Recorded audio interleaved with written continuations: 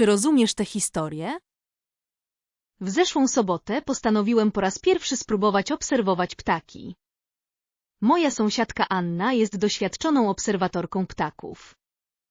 Zaprosiła mnie na poranny spacer w parku. Spotkaliśmy się o 6 rano. Wczesny ranek to najlepszy czas na obserwowanie ptaków, wyjaśniła Anna. Dała mi lornetkę. Ucz się z lingostories.app.